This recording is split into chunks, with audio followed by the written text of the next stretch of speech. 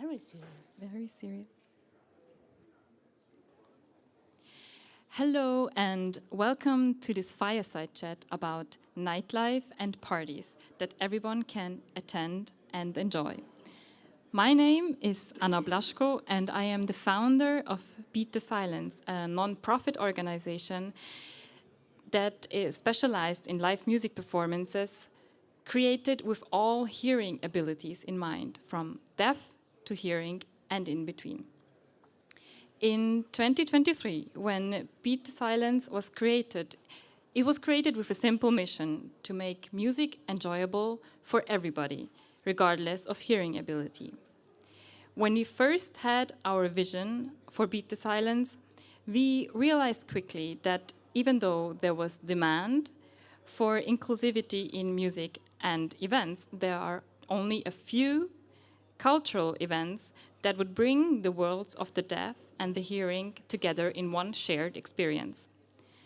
At Beat the Silence, we are using different artistic and technical adaptations, such as sign language, live captioning, visualizations, body vibrations, but also collaborations with deaf artists who would bring their own perspective into the performances.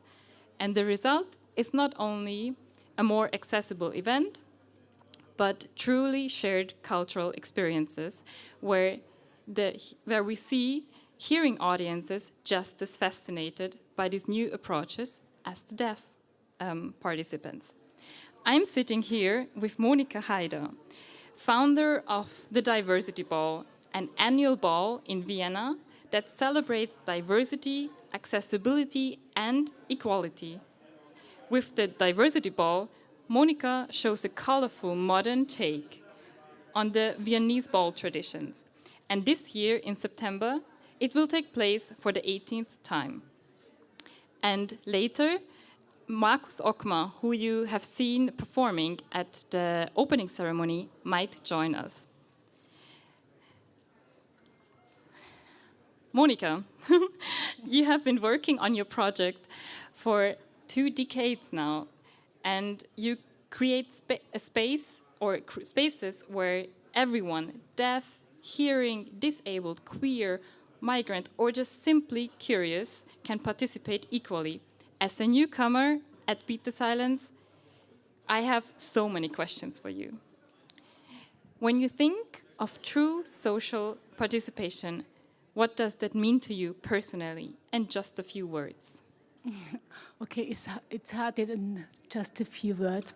So, I am doing the Diversity Ball since 18 years, and I think it was the initiative to bring in leisure time, in a very easy way, people together. And I think this is the most important thing of social impact, that every leisure possibility should be open for everybody, yeah? And everybody should be welcome. We know this is not usual. If you want to go in theater, if you want to go in a concert, if you want to go to the opera, there is always a limited access, and a lot of people are not welcomed, and we are not thinking about this. But I don't want to do it with this, so you have to do this. So with the Diversity Ball, I want to make an experience evening, yeah? Like you. I like your idea, and I like it very much. I think we want to do we are doing the same a little bit. In this evening, we bring different societies together. Yeah? And that means you have to manage it, because when you bring a deaf person with a blind person together, you have to manage how they can communicate. Yeah? So, if you bring a person in a wheelchair and a queer person, then maybe you have to show them how to dance together or something like that. Or bring people together means also. A nice what we are doing. So we have for example, we have an entry band. Yeah? And this entry band there is a number. This number exists 20 times. So this helps people asking together, do you have the number 502? Because if I find my number partner, then we can have a drink together. So this helps to bring people together, to connecting people. So this is also important, yeah, social interactions. Yeah? So this is I think this is very useful. Thank you so much for your input and your perspective. The Diversity Ball is now happening for the 18th time. That's what an amazing achievement. But what motivated you originally to create a ball that breaks Vienna's ball tradition and celebrates diversity in such a joyful way? Mm-hmm.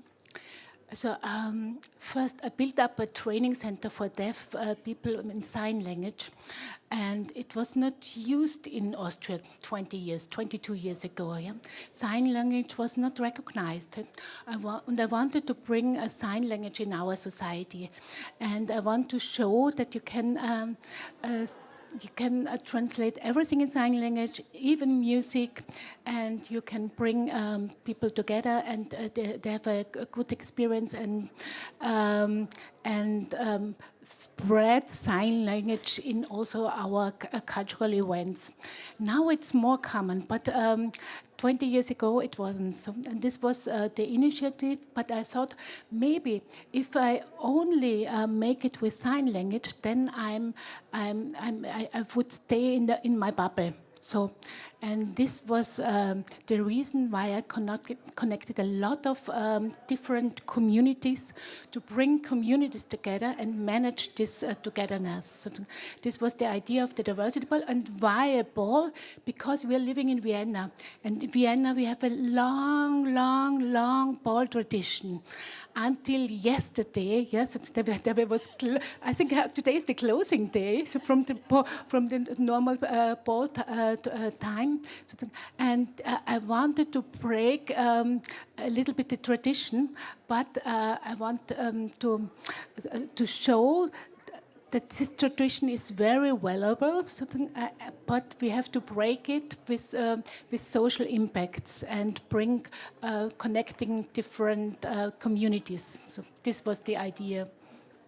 Yeah, that's true. We really have a very traditional ball culture in Vienna.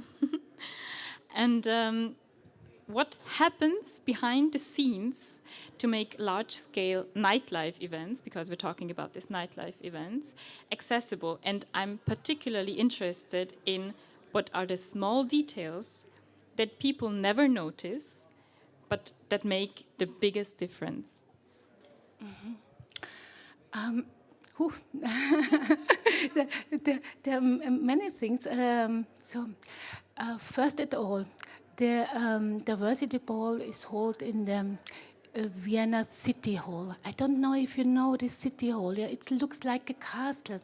It's wonderful. Yeah, it's 150 years old. It's had there are a lot of steps and stairs. Yeah, and it's not barrier-free. So to make this event barrier-free is a lot of work, yeah? Because there are laws. Yeah? The wheelchair users are only limited allowed. Yeah? So I think, Sam, you know this problem. Yeah? So we have normally there are 17 wheelchair users allowed, and we had a lot of contact with fire workers, with the management of the city hall, with the management of to organize meetings and etc. So we are allowed now 70 wheelchair users, from 17 to 70. But it's a hard work. You need white baths, you need more assistance personnel, you need more toilets. Yep, for every 10 people in wheelchair, you need a new toilet. So, and we don't have enough toilets at the city hall for wheelchair users. This is one point. The other point is when you make it periphery and inclusive, so then you're working with the people also in the organization. So we have people with different disabilities in our organization, also in the advisory board, and they are also in the program. And the funny thing, what nobody will see, is we are working with an association for mental disease and they are also waiters. Yeah? We have in front of the ball we have a ceremony, yeah, award ceremony, and these people are waiters. But after, last year, after half an hour or 1 hour, some of the waiters were tired and they stopped, yeah, and they was laying on the floor and said, "No, I can't. I need a rest." So, but when you organize a ball for 4,000 people, yeah, then everybody has to run and make his point. So you have to manage these situations. And nobody sees that, but it's funny in a way. But in the situation, it's a little bit hard.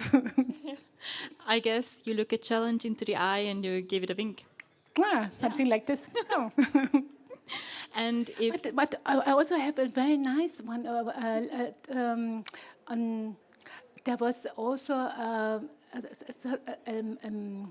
person of this group sozusagen made also a Heiratsantrag, how do you call it?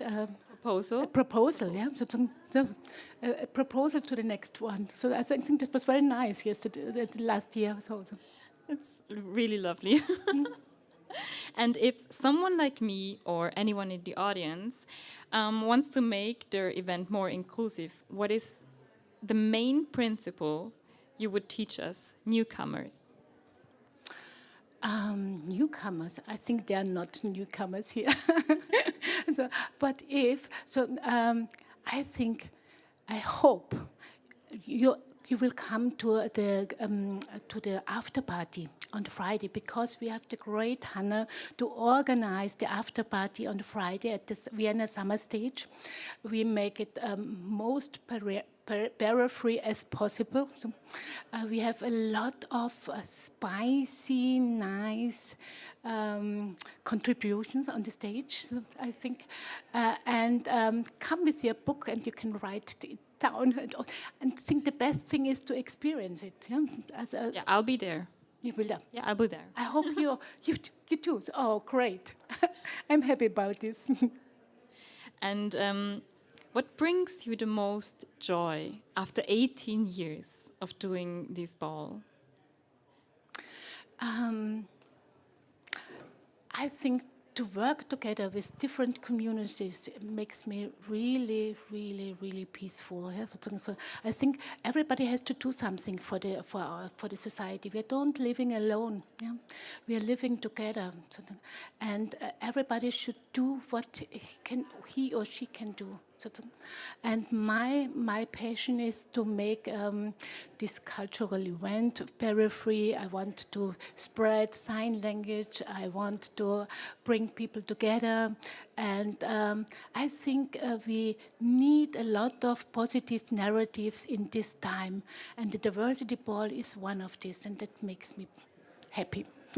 I think that is something that connects us both, because we want to spread joy, and we both, I think, we're doing a good job, or? I'm sure. So here, if you stay here 1 week more, so then you have the possibility to show it. There's enough to see in Vienna to spend another week here. Yes. And before we wrap up, do you have a message about why inclusion and social participation in nightlife and parties matter? Something that everyone can take home with them? I mean, you already said a lot of things, but is there like a key message that you can give us? I think when we think on inclusion, it's not only a matter to speak about it, we have to do it. Yeah? And the nightlife is an important part of us.